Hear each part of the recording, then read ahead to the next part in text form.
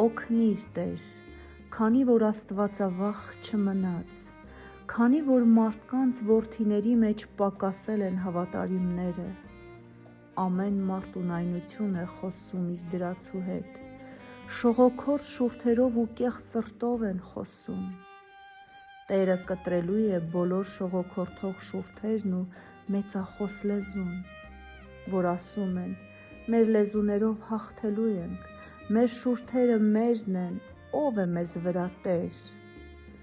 աղքատի զրկանքի ու կարիքավորի հեծեցանքի համար հիմա ելնելու եմ, ասում է Տերը,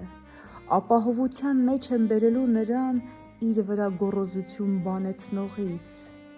Տիրոջ խոսքերը մաքուր խոսքեր են, ինչպես երկրի հնոցում թրծված արծաթ, 7 անգամ զտված,